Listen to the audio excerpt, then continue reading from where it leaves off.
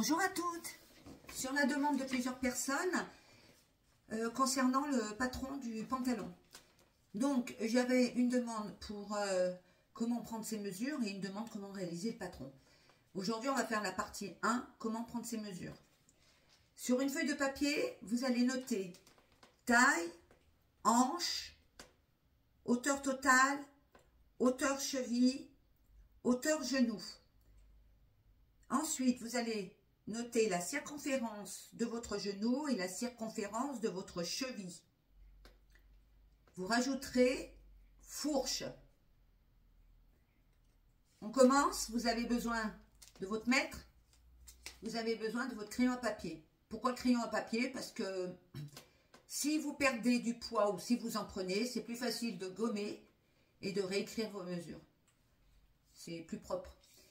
Gardez bien votre fiche avec vous, comme la toute première fiche dont je vous avais parlé, où il y avait vraiment hauteur buste, carrure et tout ça. C'est important de toujours les avoir, ces mesures. Et le crayon à papier, c'est bien. Voilà, vous gommez et vous renotez. C'est important. Alors, j'ai mis un pantalon un peu serré, enfin, pour bien vous montrer. Dessous, j'ai mis un petit collant qui me remonte bien jusqu'à la taille et qui forme une petite rondeur. Alors, hop, hop, je relève mon pull. Et je vais vous montrer. On commence par la taille.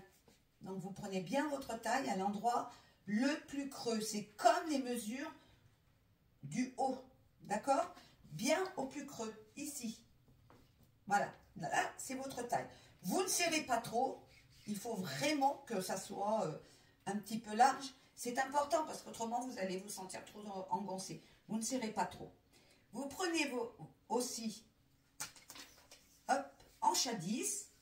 Les hanches à 10 sur le patron du pantalon, on ne s'en sert pas tellement, mais c'est bien de l'avoir quand même. Donc, vous prenez hanche à 10. Une fois que vous l'avez, vous notez toutes vos mesures.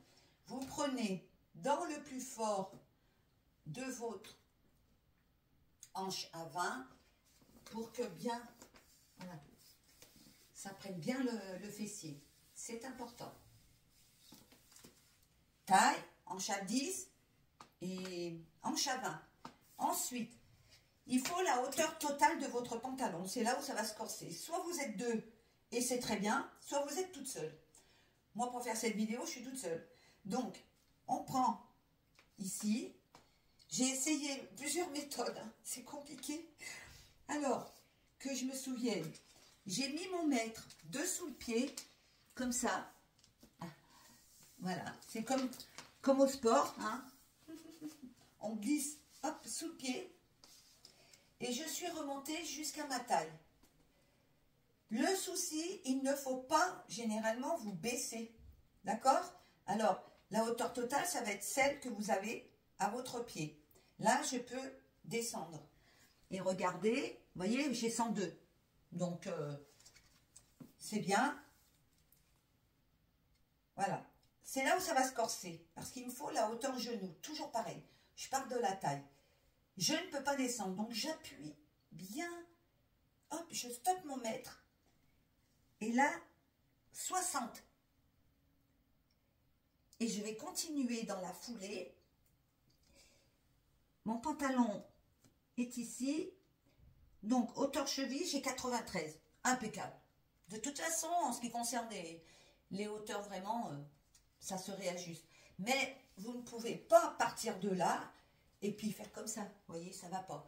Donc, respectez bien. C'est compliqué, mais pour ça, hein, si vous pouviez être deux, ça serait mieux. Vous voyez comment je m'envoie, moi? Hop, hop. D'accord? Comme ça. Une fois que vous avez fait ça, vous allez prendre de la taille ici. Vous allez passer le mètre entre vos jambes.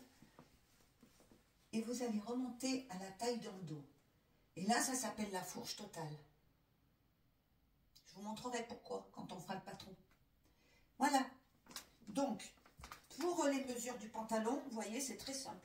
Taille, hanche, longueur totale, longueur cheville, longueur genou, la fourche. Les choses sont vraiment simples. Par contre, après, ça va être les calculs. C'est à peu près les mêmes que pour faire une jupe ou un haut, Mais ils sont différents parce qu'il y a quand même à un moment la fourche.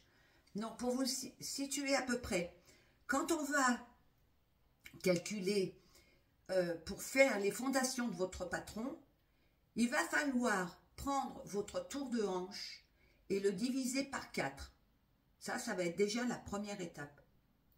La deuxième, à un certain moment, ce tour de hanche, vous allez le diviser par 4 et vous allez normalement rajouter, alors je me suis fait plusieurs fiches avec des calculs, donc que je ne dise pas de bêtises, vous allez rajouter 4 à nouveau et c'est là que ça va se corser parce que le résultat on va le diviser par 6. Donc ça va être un petit peu compliqué. Mais vous verrez, ça va le faire. Vous suivrez bien correctement la vidéo que je vais vous faire prochainement et vous verrez que les choses vont se faire. Vous voyez, j'ai fait tout un petit récapitulatif de comment faire le patron. Donc, je suis prête à vous faire un patron simple. Ce patron, normalement, il a une ceinture taille, une fermeture éclair que vous pourrez mettre sur le côté. Après, je peux vous apprendre à faire la braguette. C'est un peu plus compliqué.